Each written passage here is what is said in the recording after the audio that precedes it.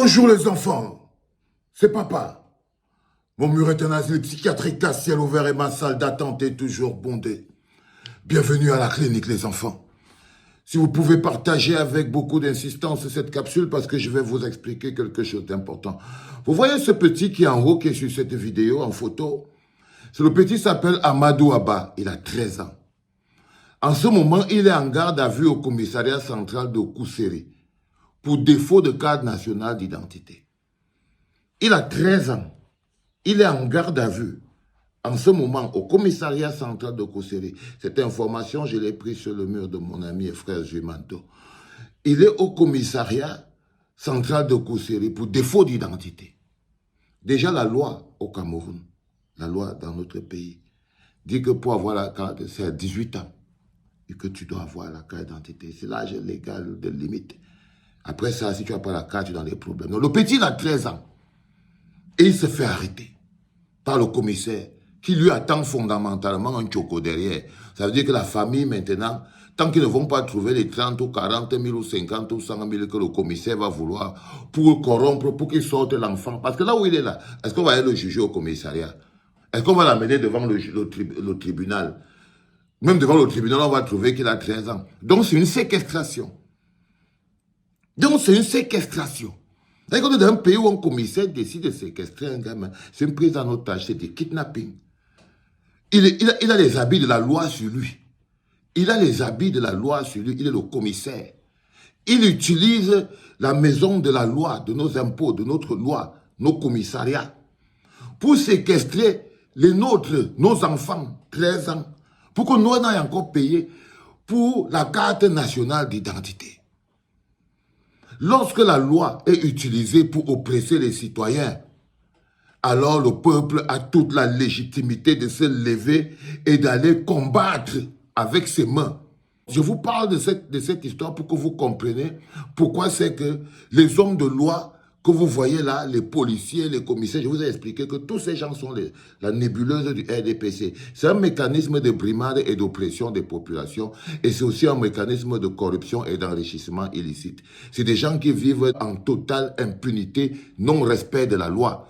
Mais ils oppressent. Nous battre contre le système est tout à fait légitime et légal. Est tout à fait légitime et légal parce que lui-même ne viole la loi pour nous oppresser. Force doit revenir au peuple. Mais nous sommes encore dans un pays plus compliqué où des millions de Camerounais attendent désespérément d'avoir des cartes nationales d'identité.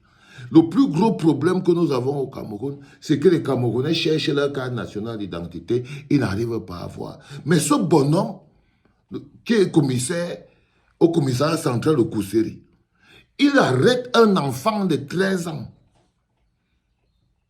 Il arrête un enfant de 13 ans pour défaut de carte nationale d'identité d'un pays où ils sont incapables de donner la carte nationale d'identité aux Camerounais. Ils ne travaillent plus pour le peuple. Nous sommes donc comme des moutons. Sauf que le peuple est souverain.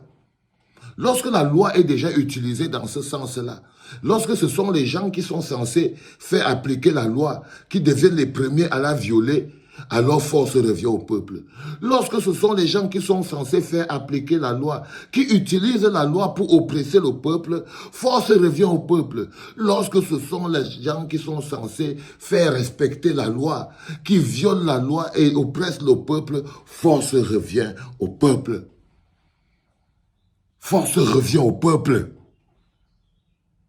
Nous battre contre ce système est tout à fait légal et légitime. C'est accepter de se faire piétiner par ce système, accepter de se faire oppresser par ce système, qui est même condamnable. Ça veut dire que nous sommes coupables de ne pas nous battre. Nous sommes coupables de ne pas nous lever. Nous sommes coupables de lâcheté. Nous sommes coupables de couardise. Parce que quand l'un est à se lever et qu'un peuple ne se lève pas, ça veut dire qu'il est coupable. Coupable de ne pas mener son combat. Et quand tu es coupable de quelque chose, tu payes cash. Tu n'es pas seulement coupable dans l'espace. Regardez comment on est au Cameroun. On paye le prix de notre culpabilité.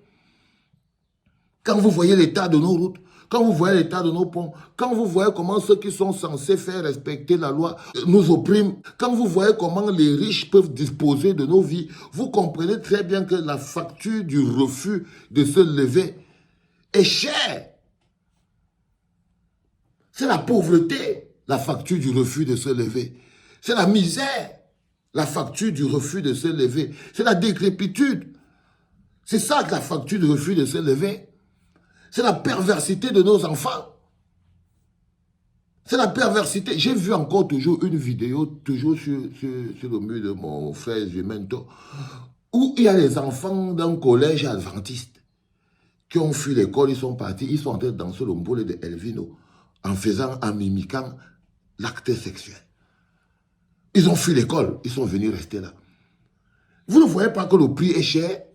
Le prix est cher. Quand vous dites que vous voulez voir vos enfants grandir et que ils se retrouvent sur Internet, dans les vidéos, en train de boire le vin, le Elvino, et en train de faire le poron, le rallye. En train de faire le poron, le rallye. Vous dites que vous voulez les voir grandir? Non, ça c'est l'éducation qui a échoué. C'est aussi un prix de refus de se lever. Quand vous refusez de se lever, l'éducation de vos enfants s'écroule devant vous. Ça s'écroule devant vous. Vos vies même s'écroulent devant vous. Il n'y a pas d'eau, il n'y a pas de courant, il n'y a pas d'électricité. On est la risée du peuple. Le refus de se lever veut que Paul Biya atteigne 95 ans. Ça se paye cash. Parce qu'on est coupable. Parce que nous sommes coupables. Coupables de ne pas, d'avoir peur. Coupables de laisser le mal grandir et gagner tous les jours. Coupables de refuser de payer le prix de notre propre souffrance. Nous sommes coupables de toutes ces choses. Et le prix, la condamnation est cash. Aujourd'hui, même l'État du Cameroun, quand vous voyez comment on parle de ça, on ne parle de ça qu'en termes de scandale sexuel. On ne parle de l'État du Cameroun qu'en termes de... Partage ce truc, frérot. On ne parle de l'État du Cameroun qu'en termes de scandale sexuel. Et là, vous aurez beau vous cacher derrière 1, 2, 3 partis politiques, ça ne nous...